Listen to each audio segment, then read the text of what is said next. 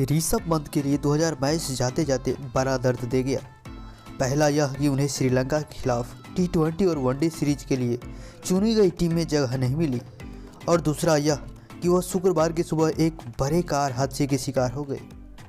खिलाड़ी का टीम से अंदर बाहर होना तो लगा रहता है, कभी फॉर्म तो कभी फिटनेस वजह बनती है।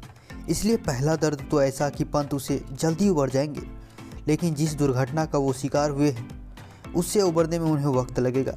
यानी मैदान पर उनकी वापसी ना तो आसान होगी और ना ही जल्दी होगी। कम से कम उन्हें शरीर को जिन हिस्से में चोट लगी है उनसे तो यही लगता है। पंत के माथे, दाहिने हाथ की कलाई, दाएं घुटने के लिगामेंट, टखने और एड़ी में चोट लगी है।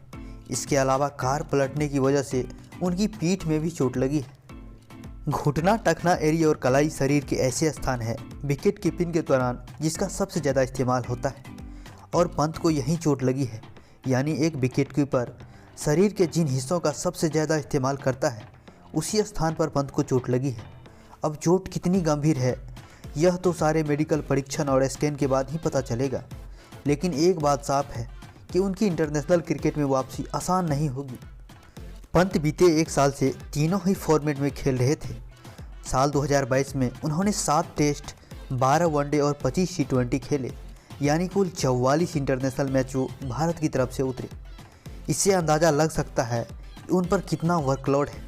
वह पहले से ही घुटने और लो ब्रेक की चोट से जूझ रहे थे। इसे देखते हुए BCCI ने उन्हें स्ट्रेंथ ट्रेनिंग और कंडीशनिंग के लिए NCA भेजने का फैसला लिया था। परंतु वहाँ पहुँचते उससे पहले ही यह हादसा हो गया। टखना, घुटना और कुल्हा विकेट कीपर की पोजीशन के लिए अहम है। कलाई और कोहनी भी अहम होती है। पंत की कलाई भी चोटिल है, ऐसे में रिकवरी में टाइम लग सकती है। हालांकि सारी स्थिति MRI स्कैन में साफ होगी। अगर लिगामेंट इंजरी गहरी हुई तो पंत 6 महीने से पहले तो वापसी नहीं कर पाएंगे, और कलाई की चोट से उबरने में भी 3 महीने का वक्त लग सकता है। इसके बाद स्ट्रेंथ ट्रेनिंग और कंडीशनिंग में भी वक्त लगेगी।